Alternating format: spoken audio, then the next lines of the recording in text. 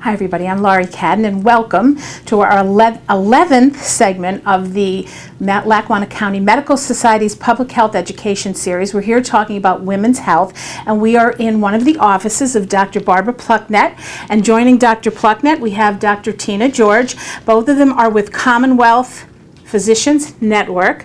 Barb, as I said, is a gynecologist, and Tina is a family doctor, has a family practice. And again, let's get this clear, this is funded in part by Commonwealth Health, and they are both with Commonwealth Physicians Network. So thank you for joining us today, ladies. Barb, this is a room where lots of stuff happens, as you know. Yes. More than most people, you know that. I'm sure, though, Tina, not much different. Maybe this isn't here, but not much different than your exam room, correct? Correct. Okay. So we all know what it's like going to the doctor. We are, either we go or we don't go. Some of us go more than others. Look at Barb laughing at me. Full disclosure, Barb is my gynecologist, so we have to get that out. But we're women. With three of us standing here, women. Now, everyone who's listening is not, but it bears talking about because we need to let people understand how you can better take care of your health as a woman. So in both cases, we're going to talk from a gynecological standpoint and then from just a general overall health. So whoever wants to answer first, but what is the best way that women can take care of themselves and their health? Start with those. So from my perspective, one of the most important things is for women to come in and have an annual physical so that they can bring up any issues that might be concerning to them that they might not otherwise discuss with their doctor. So if you come in and have that conversation, it's very helpful to us so that we can see you when you're healthy and also then be able to take better care of you when you're sick. One of the biggest things I emphasize with my patients is staying active and being active at all times. So typically we recommend 30 minutes of exercise at least 5 days a week, but I also just recommend an active lifestyle. So with Fitbits, a lot of people have become a lot more aware of their activity level, and if you try and stay moving throughout the day, it's very, very helpful. And then, of course, lastly, your preventative screening. So Dr. Plucknett can talk about some of the gynecological piece of that, but from my perspective, for women over 50, absolutely a colonoscopy or a fecal occult blood screening, and less than that if you have risk factors, also cholesterol and all of the preventative screenings that we typically recommend. Okay. So I recommend a lot of the same things. I do like the half hour of exercise 5 days a week. I'm hugely preventive in my nature, even though I am a gynecologist and we would think that I only want to prevent gynecology types of problems. I want to prevent all those problems that bring them to your office as well. So some of the things that I think are most important are proper diet, and making sure that we eat whole foods we recognize, foods that are not high in fat, foods that are not high in sugar. I try to encourage people not to put sugar in their diet. I'm a low carb person by nature, only because I like gluten-free things. I think there's a lot of inflammation in some of the foods that we eat. So I'm hugely food related to begin with, and then I also recommend that people come in for an annual exam. I think that the press has done us a disservice in the whole idea of an annual because the pap smear rules have changed. And so pap smears used to be thought of as a yearly event, and so people knew they had to come in for their yearly scheduled appointment. But now, when they say, well, you don't need a pap smear but every 3 years, patients take that to mean that they don't have to come into the office but every 3 years. And if we go a little further and we talk about this new thing called co-testing, which is human papillomavirus specific testing, they might not have to have a PAP for 5 years. Right. So my biggest concern is really trying to encourage them that it's more than just a pap smear that brings you into the office. It's a whole head to toe, a whole full body exam that we can't lose sight of, despite the fact that maybe our PAP is only every 3 years. Again, people, when they get to be a certain age, they think they're excused from having their annual exams. There's no magic bullet year that says, okay, if you're 65, you no longer have to come in. 65 is every 2 years per Medicare rules, but I still think that they need an exam at least every 2 years, and again, a whole head-to-toe exam. Mm-hmm. So, and some of the screening tests we talk about are, yes, breast exams. We do those every 2 years. We encourage them to be done by themselves monthly. Pap smears, is a screening test for cervical cancer. So we recommend that every 3 years if they are above the age of 30. Less than that, they are still yearly. And of course, we can talk about the co-testing when they come in to see if it's something that they wish to consider.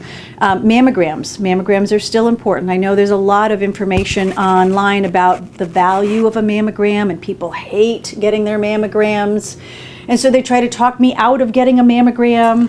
But quite honestly, mammograms should start at the age of 40. And they should be yearly until whatever age we decide will not continue to do so. Insurance companies would like us to say, you know, there's a magic age, 75, 80, but with people living longer, I think that we still need to be taking good care of our patients. Do you find too, Barbara, that I think with this whole insurance issue and everything that goes on, all of the things that they either won't cover or they will cover, and we were speaking candidly about this before, that I use you as my gynecologist for everything, and yet my insurance is requiring that I have a primary care physician, which drives me crazy because they consider you to be a specialist. So, I understand that, but like you know everything about me better than anyone would, and it drives me crazy. I'm like, why do I have to have this? So I think insurances have become a problem too, and they get into the minds of, oh, I can't afford this, even though it does cover a PAP and it does cover a mammogram, most or if not all. Is that correct? That is correct, and I believe they cover a yearly exam from your perspective, and an annual exam from my perspective as well, and we don't even collect co-pays because they're not usually required. Now, that's not for every insurance company, but most of them don't even require a copay for an annual exam. Thankfully, we have not lost that value, but where the insurance company has come into play is something called a bone density study, a DEXA scan, which we used to routinely say when someone was menopausal, you should be qualified every 2 years. And now that's not covered? That is not usually, it is now not, it's a question of whether it's covered, because there have been some studies that have come out that said the bone loss rate really isn't that quick, and so they're probably not going to see change over that short period of time. And so if you're really not, first of all, they won't cover you until you're 65, and secondly, they're saying that the interval for screening should be 10 years unless you have significant risk factors. So it becomes a little tricky, whereas we used to just simply say, please go get your bone density study. Yeah. Now I have to say, well, I'd give you a slip for your bone density study, but call your insurance company first because it may or may not be covered. Does it depend on why you're asking for it, and then they decide whether they're going to cover it, or? Well, if it's routine screening. Yeah, then that's just a routine. You're just Correct. asking them to do it, so that you Correct. better understand their body. Correct. Okay, well, tell everybody, both of you, if you would, too, what is a major symptom or symptoms that somebody has that women should never ignore? Oh, it'll go away, or oh, I did this, which we all tend to do. What are some of the big flashing lights on that answer? Sure. So it's difficult, and symptoms can often be nonspecific, but one of the largest ones is unexplained weight loss. So for me, if a patient is losing weight without intentionally trying to do so, I would always want to see you. Things like fevers or night sweats that are unexplained would be, I would want to see you. Another thing that gets ignored a lot, especially because women, whether they're moms or not, are busy, but a lot of times moms especially will put things aside for the sake of the rest of the family. So one thing is rectal bleeding. If there's any kind of rectal bleeding, we ask that you consult with us rather than just assume that it's a hemorrhoid or something benign. And then any new skin lesions, anything unusual that's different, or a mole that has changed, we always ask that you come in. Often it's relatively minimally invasive for us to just biopsy it in the office, and we can take care of it. So things that we can treat in the early stages, and obviously breast lumps, anything of that nature, any changes in your breast that you're concerned about, or any swollen new bumps, anything new or different that has you concerned, we should investigate. Okay. Barb? So yes, the breast lumps was on my list as well. I think that irregular bleeding patterns would be a big issue, and that's for all age ranges. Right. Because if it's a younger person that has an irregular bleeding issue, it could still be hormonal imbalance, or it could be something otherwise. As we get into 30s and 40s, we start to look for anatomic abnormalities. So things that anatomy-wise would be abnormal inside the uterus. Could be a polyp, could be a fibroid. I deal a lot with hormonal imbalances as a cause for bleeding. So the irregular bleeding at any age is considered to be abnormal, and certainly postmenopausal bleeding. So, we've talked about what is the definition of menopause. Menopause is 1 whole year without a period, and beyond that, you should never see it again. And so even a little bit of pink spotting, which they'll try to argue, well, it wasn't really bleeding, it's still considered to be abnormal, and they should come in for that evaluation, which, starts off as simply as an ultrasound to, again, look at the inside of the uterus and see if there's any other concerns. So vaginal bleeding is a huge issue. I agree with the skin, anything with the skin. I tend to get a lot of more pelvic skin, outside skin down there.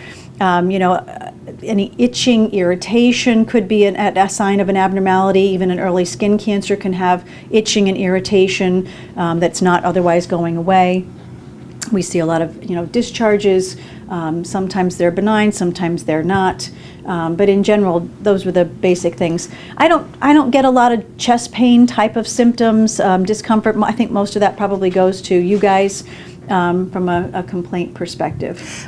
Barb, is it true that if there is bleeding after menopause, it's usually not, like if you're younger, it could be a fibroid, it could be a cyst, that's whatever's going on with it, but does that not apply once you, after menopause, that you can have fibroid cysts or anything that would cause bleeding? So not as likely. Okay. So when you're menopausal, there's likely something gone awry that is causing that bleeding. It could be, most likely it's a polyp or something of that sort. Fibroids, when you're menopausal, you don't have a lot of hormones circulating. Matter of fact, you shouldn't have any hormone levels circulating. So fibroids are they grow because of hormone use. Oh, okay. So when your hormones decline, so should the size of the fibroid and the concern over them. Whereas when people have bleeding, we have to say, well, why are they bleeding? There's usually a source of estrogen, one of our female hormones, that comes along and stirs the pot, as I say, builds up that lining or builds up something inside the uterus that then bleeds. And a fair amount of the time it can be abnormal. Okay. And then with that, then, both of you, I'm sure, give this recommendation. I know you do, Barbara. As far as nutrients, the proper nutrients that you would recommend a woman have on a daily basis, what would they be? So I 100% agree with Barb about whole foods. I'm a strong advocate for minimizing any processed foods in the diet. So trying to avoid anything that comes in a can or a box for the most part, and identify your foods and try and get frozen vegetables or fresh vegetables as much as possible. One of the biggest problems we have is not recognizing which of our foods are processed and not realizing how much our food has traveled before we eat it. So obviously that piece. And then in terms of diet, trying to make sure as a woman that you maximize your calcium intake. The recommendations have changed a lot for postmenopausal women without osteoporosis in terms of calcium, so that should be on an individual basis that you discuss with your doctor. But typically we recommend about 1,200 milligrams of calcium and 800 milligrams of vitamin D. And then obviously iron. So if you have a restricted diet, if you're vegan or vegetarian, making sure that you're getting enough of those B vitamins and you're getting enough iron from other sources and from supplementation. Okay. And we know your thought, but please go on, because we were talking off camera about this, and it's important. Yeah. So please. So I am also a nutrient from food-based person. I think that we should make our best efforts to get in 5 servings of vegetables a day. We start talking about prevention of cancers and things of that sort. So 5 servings of vegetables a day, and only food that you recognize. You'd like to know where your food came from, but we can't always know that. We'd like it to be organic in some cases, but we can't always have that. But at least eating as well as possible. I do think that some people need a multivitamin if they're not the best eaters. I think that adding that a little bit of extra nutrition, even though it's not shown to prevent anything in life, on any significant heart disease or things of that sort, I do recommend that some people use a multivitamin. From a vitamin D perspective, I measure levels. I like to see people in a therapeutic range, and so then I'll kind of critique their dosing based on their level. And I do think everybody needs to have an adequate vitamin D level, not only from a bone prevention standpoint, because it helps keep the calcium in our bones, but it also helps with many other things, cancer prevention at certain high doses and things of that sort. And not that we want to go outside of the range, and so that's why we do measure it. And just another plug for insurance companies, one of the stories that I saw from an insurance statement was, well, we know everybody has low vitamin D, so now we're not going to pay for the testing any longer. Because where we live, you mean, or in Correct. general? So they won't cover vitamin D testing because they know we're low, but we need to assess the level. And so to how do you achieve- properly get Correct. the added, but yeah. Correct. So you have to be careful. Now that we send people for vitamin D, we have to also say, please call your insurance company Oh to my see that it's God. covered. Another, not nutrient, but another thing that I'm a big anti-inflammatory person. So when people come in, they have, a lot of aches and pains. They've got a lot of inflammation. They've got a lot of gut issues. They have a lot of things, skin conditions. I always think about inflammation. What's the source of their inflammation? And so I'm a big gut person. Everything starts in the gut. So I, of course, talk to them about food. But one of the things I like for anti-inflammatory purposes is fish oil. I think that helps with that? Fish oil is an anti-inflammatory in its nature. And so I like to encourage people to eat fish. I'd rather they ate their fish 3 times a week.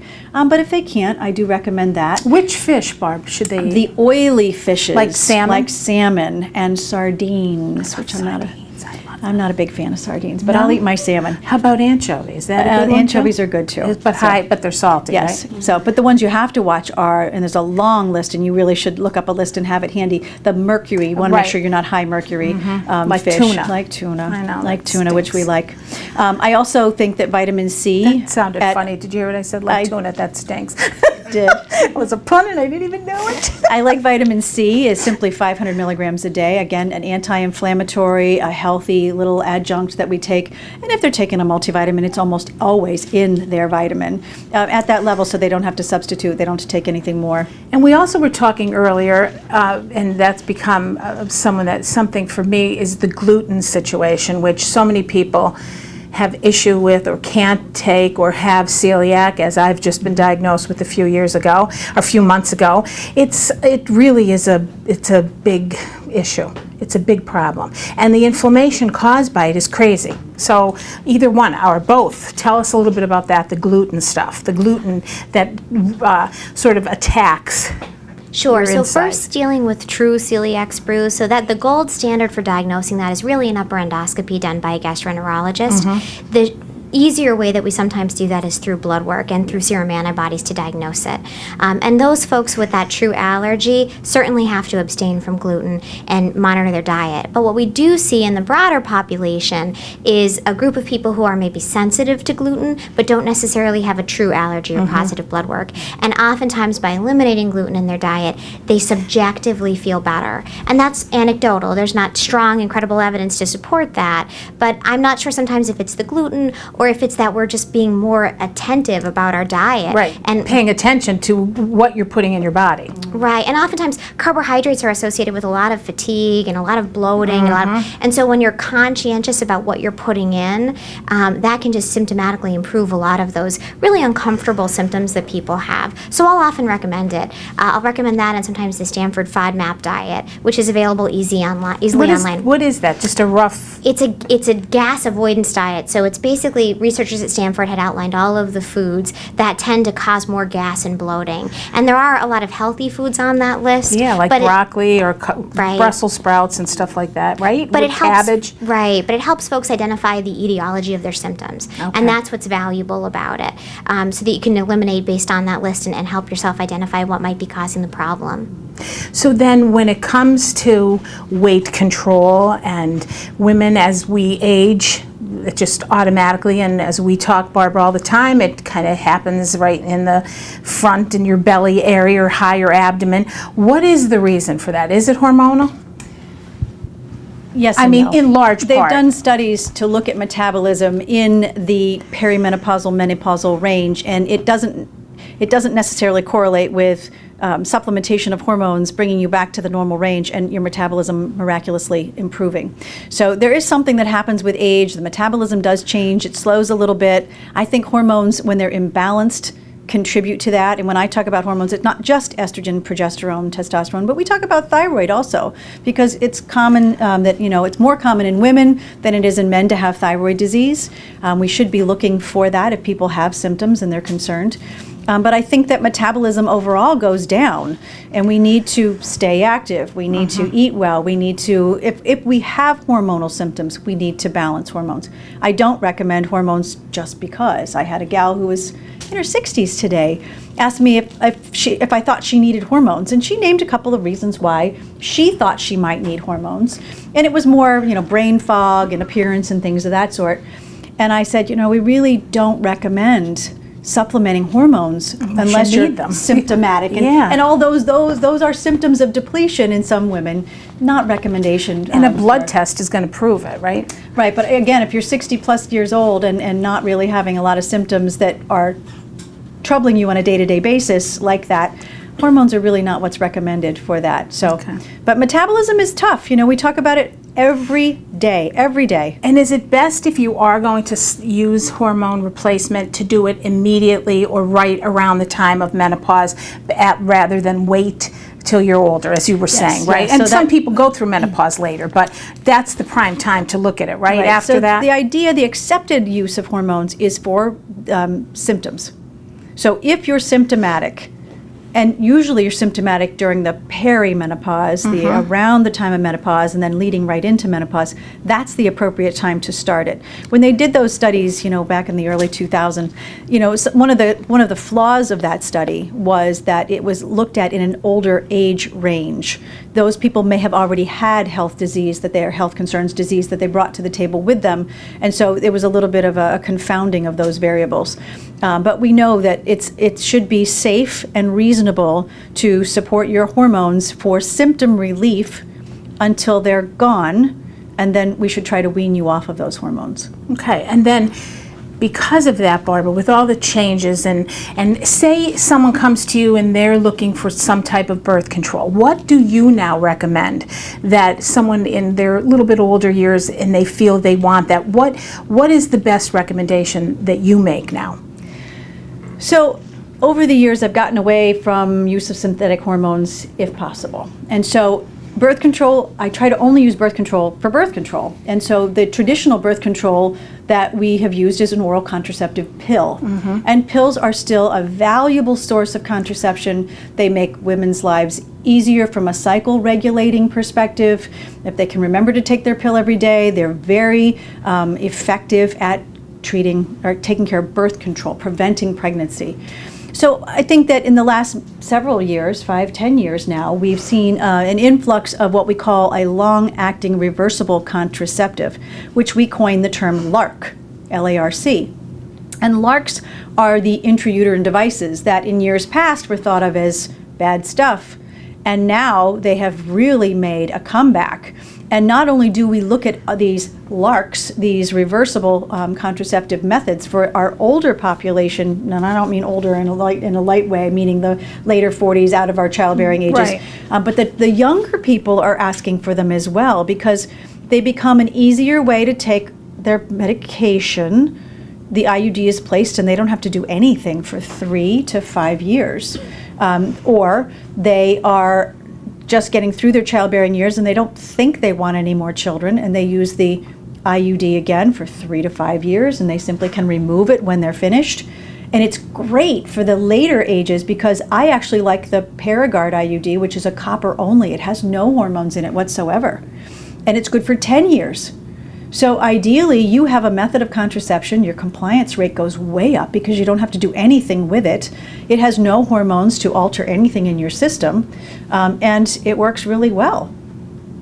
So what was the reason they were sort of, as you said earlier, I remember years ago thinking I knew people who had an IUD, and I thought, oh my God, it was scary. So has the scariness, is that part of it?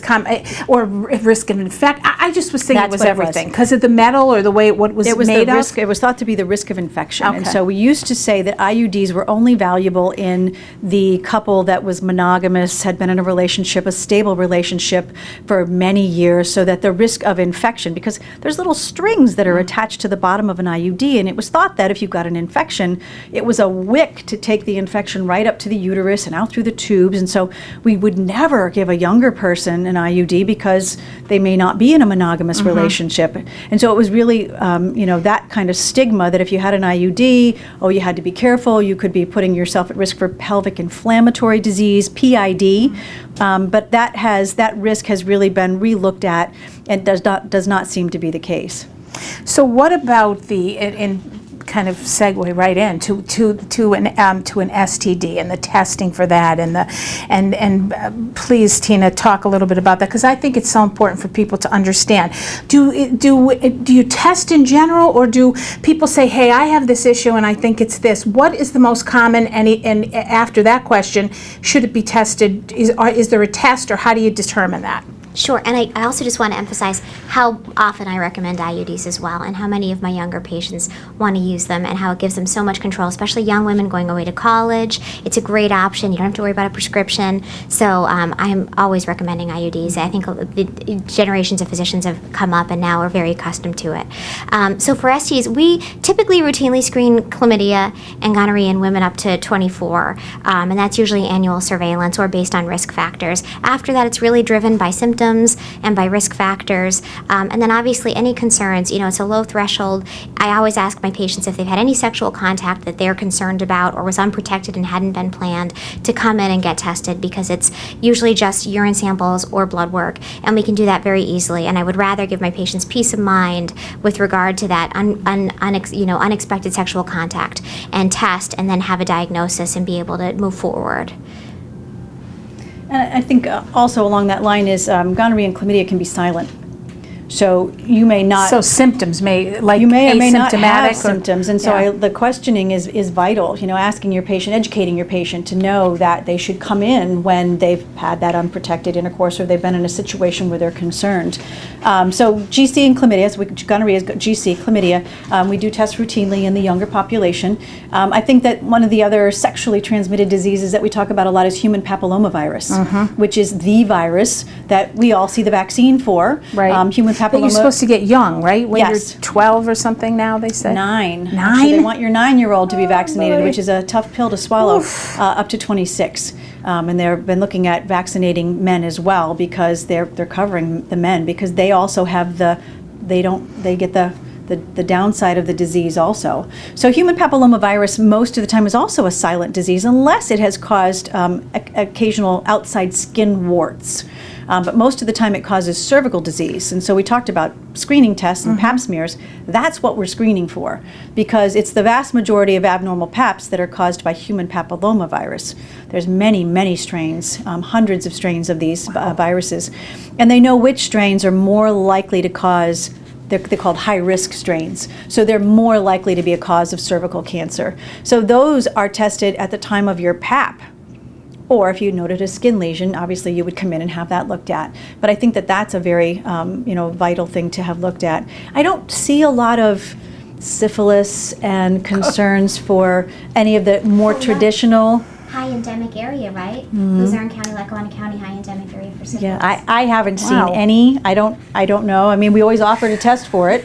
Herpes is another sexually Yeah. transmitted disease. Again, that one is symptomatic. People will present with a sore spot, a terribly sore spot. They can't go to the bathroom. They can't sit down. It's terribly sore. And then, we kind of have to go through the chain of events to figure out that it might be a viral infection that has caused this outbreak. Wow.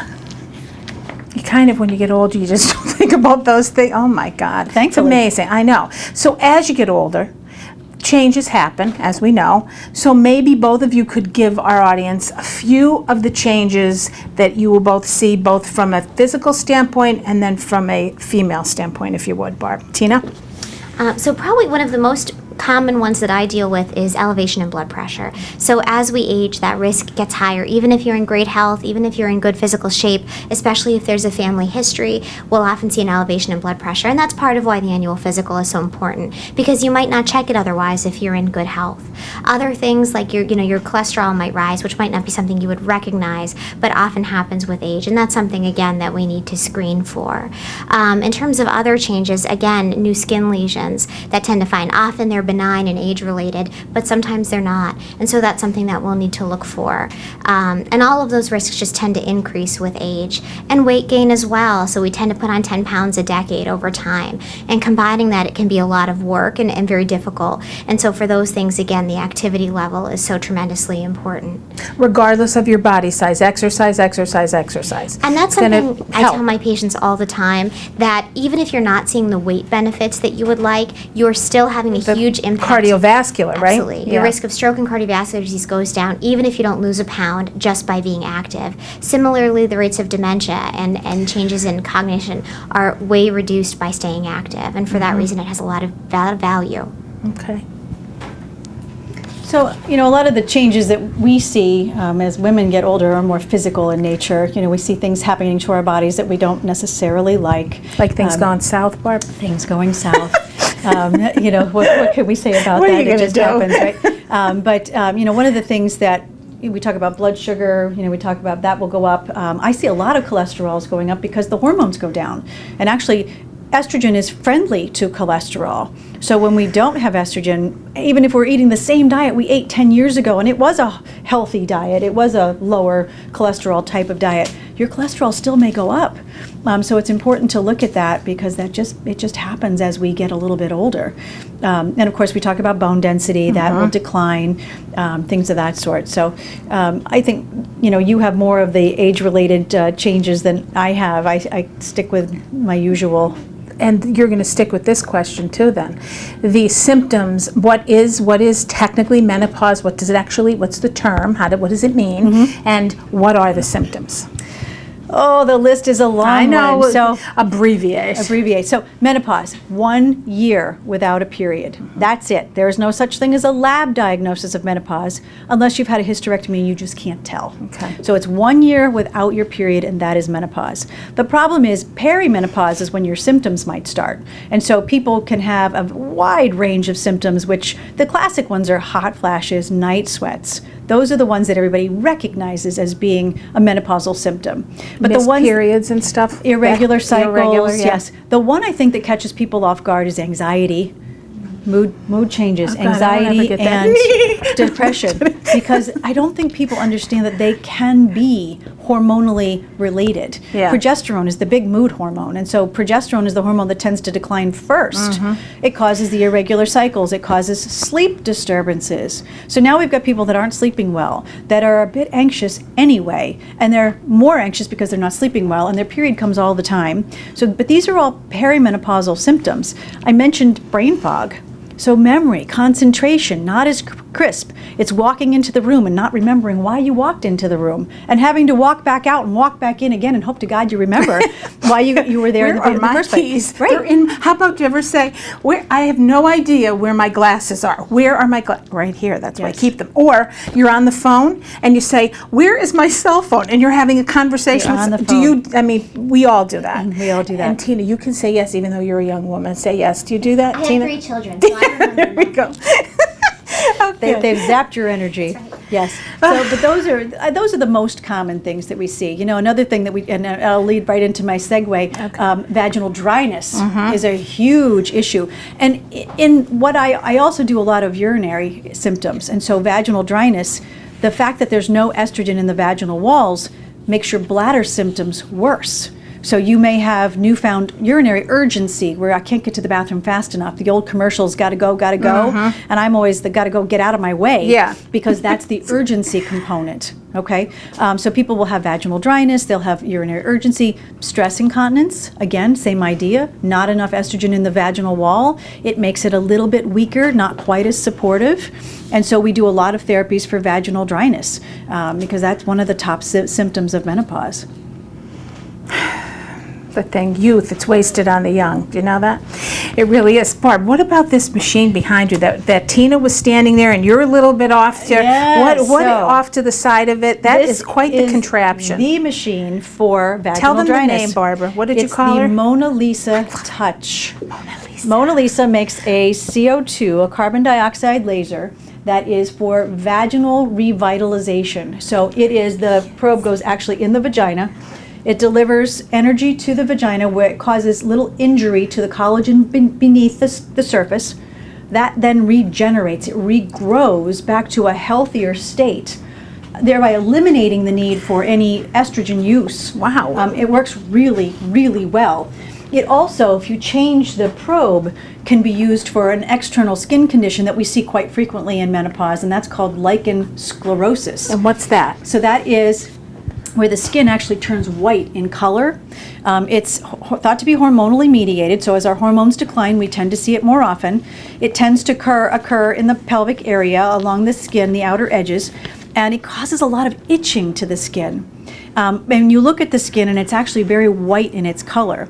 And so we use this CO2 laser at a different setting, and we get it real close to the skin, and it does the same thing. It injures Wow. the collagen below, and these people that we've, usually told that this is a lifelong condition, you're going to have to treat it with steroids on and off, we really are never going to get this to go away, we can now say we have a means of improving your lichen sclerosis with using the laser. Wow. And it's 3 treatments the first year, and then it's once a year after that. And people have been seeing really great success with that. And I've got a large population that doesn't want to use estrogen, can't use estrogen. So that's a good alternative. Or estrogen hasn't been effective. Wow. Patients with breast cancer, that's wonderful. It is a wonderful thing, and that was the reason why I invested into this technology, because I do have that population that was really, really struggling with the inability to use estrogen, because breast cancer patients shouldn't use estrogens in the first 5 years that they've been diagnosed. And I have a whole bunch of people that it was either too costly because insurance isn't paying for it. Of course. Insurance is no longer paying for estrogen creams. Or they found it to be too messy, or they really didn't like how it was, their effect. And so this is really a great, great device. Love it. Yeah. Now, can either of you, anything we didn't cover that you feel you need to address to our audience, or do you think we did okay? I'm not offended if you have something else, Tina, just so you know. No, I think I'm just going to make another push for colonoscopies. Because again, in women over 50, or if you have a first-degree relative with a history of colon or rectal cancer, it starts at age 40 or 10 years before that person's onset. If you have any rectal bleeding, don't hesitate to call us. And we're seeing more colonoscopy in a younger population nationwide, and we don't know why. So for that reason, I really like to emphasize the importance of the colonoscopy. More colon cancer or more colonoscopies? More colon cancer. Okay. For whatever reason, in generations previously, the rates had steadily declined, and now we're seeing a rise. Man. We're now under 55. Of all colon cancers, about 11% are under the age of 55, which is young for colon cancer. So I really like to encourage young people to make sure they let us know if they're having symptoms. Okay. Do you think that that's because of the diet? In the past years, we've kind of gone through this phase where all the processed stuff was in vogue, and how many different types of chips can you eat, and how much diet soda can you try, and this was the mantra. Everybody's lunch has Doritos and everything else in it, and now we're just starting to get back to the healthy food issue. I wonder if it isn't food related again. Yeah, there's been a lot of discussion about that. Yeah. There's been a lot. Nobody really has a clear idea of the demographics of it yet, except for age. And so there's been discussion about dietary changes, industrial food changes, also, estrogenic compounds in the environment, or other kinds of teratogens and carcinogenic compounds in the environment. Nobody really knows. So.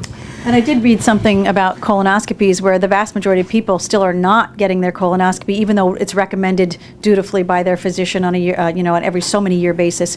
And is the recommendation every 10 years if there no family history, and then 5 or 3 or 2 depending on family history and their own history. So it's not a terrible interval every 10 years to have one done, but it's the whole thought about having that prep.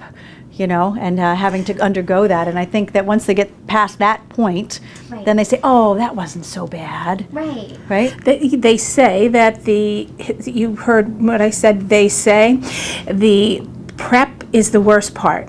The actual procedure is far less anything than you would think. It's just getting through drinking all that stuff. Yeah, the prep is kind of miserable, and there are some new preps coming to market that are a little bit less invasive, a little bit less aggressive, Okay. and more. It's like a couple of capsules. But for right now, we still mostly do the liquid. But it's really minimal compared to the amount of preventative value that you get from it, and also rides to colonoscopies are a big thing. Yeah. Okay. All right. Thank you very much. I'll hold on to that. So thank you, Dr. Plucknett, Dr. Barbara Plucknett, and Dr. Tina George, who are both physicians with Commonwealth Physicians Network. But we are here in the offices of Dr. Plucknett. So we hope that I'm getting instructions from Mark. We hope that you will join us for our last one. This was our 11th. Next month, we're having a wonderful discussion on pregnancy. How appropriate. So we will see you then. Thank you so much for listening and watching, and we will see you next week. I'm Laurie Cadden. Thank you.